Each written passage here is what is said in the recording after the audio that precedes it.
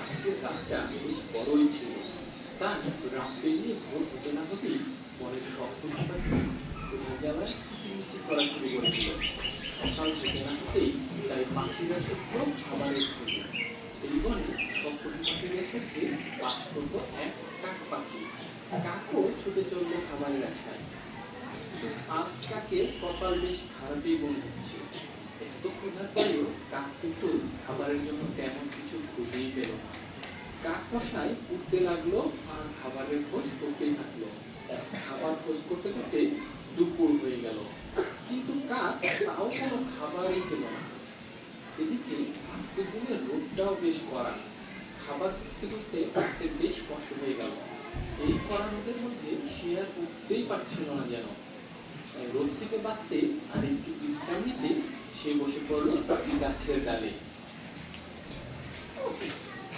আজকে যা গরম পড়েছে বাবা, কি কড়া রোদ। এই যে সত্যি মামা, শুনছো? তোমার ব্রাইটনেসটা একটু করো না মামা, আমরা তো গরমে সেদ্ধ হয়ে গেলাম। তারপরে দুপুরবেলা প্রায় না খেয়ে আছি, খাবার তো তেমন কিছুই তো চোখে পড়লো না। আজকে কপালটা বেশ খারাপই মনে হচ্ছে। জানি না কোন কপাল পড়ার মুখ দেখে আজ ঘুম থেকে উঠেছিলাম। ক্ষুধায় তো ওদিকে পেট চলছে পড়ছে, মনে হচ্ছে একটা আঁচ তো হাতে ধরে খেয়ে ফেলি। দেখো আপা ভেটি হেঁটে আমার কাছে আসবে না, যাই খুঁজে দেখি। আজ তো হাতি না হোক, অন্তত খাবার মতো কিছু খুঁজে পাই। এই বলে মশাই আবার খাবারের খুঁজে বেরিয়ে পড়ল। কাক উঠতে উঠতে খাবারের খোঁজ করতে লাগলো। এদিকে বনের অন্য সব পশুদের সাথে বাস করতো এক চালাক শেয়াল। কিন্তু আজ এখনো পর্যন্ত কোনো চালাকিতেই কাজ হয়নি। শেয়াল মশাই খাবারের জন্য আসলে আজ কিছুই খুঁজে পায়নি, তাই তারও বেশ ক্ষুধা পেয়েছে আজ। খাবার জন্য কিছুই পেলাম না, কাজ হলো না। কোথায় তো আমার নারীদের মাঝে আরো একটু ভালো করে করতে হবে। অনেক মধ্যে না পাওয়া গেলে বলে পাশে গিয়ে দেখি যদি কিছু পাওয়া যায়। শেয়াল খাবার খুঁজতে খুঁজতে বনের পাশে চলে গেল। ওইদিকে কাক উড়তে উড়তে একটা গাছের নিচে এক টুকরো মাংস দেখতে পেল। সে তো মহা খুশি। কাক গিয়ে বসলো মাংসের টুকরার পাশে।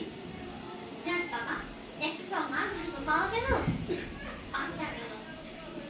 এবার মজা করে খাওয়া যাবে। খাইবো আমি মনে সুখে, কি আনন্দ লাগছে বুকে।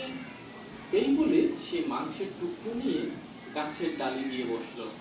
আয়েশ করে খেতে যাবে এমন সময় শেয়াল মশাই ঘুরতে ঘুরতে সেই গাছতলায় এলো। শেয়াল মশাই কাকের মুখের মাংসের টুকরো দেখতে পেল। কাকের মুখের মাংসের টুকরো দেখে আর ক্ষুধা যেন আরো বেড়ে গেল। শেয়াল মনে মনে ভঙ্গি আঁকতে লাগলো।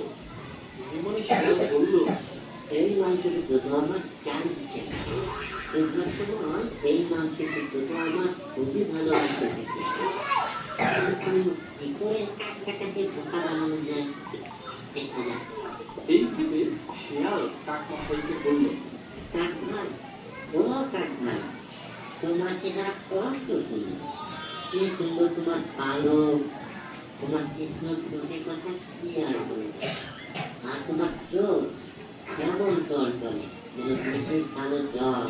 এই কথা শুনে কাক মনে মনে বলল, আরে শেয়াল মশাই তো অনেক ভালো, চমৎকার আমার প্রশংসা করতেছে। শিয়ালের কথা শুনে কাক তো হয়ে যায় খুশি।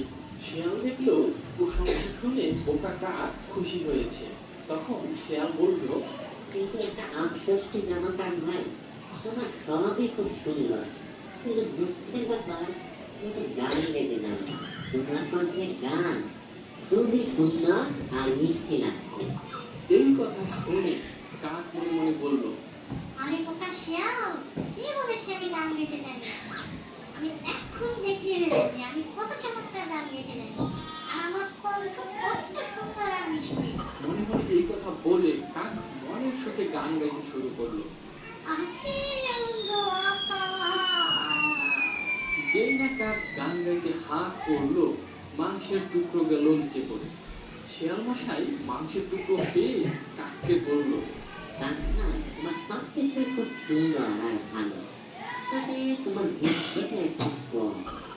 এই বলে শিয়াল মাংস নিয়ে ছুটে পালালো। এদিকে কাক মনের দুঃখে গান শুরু করলো।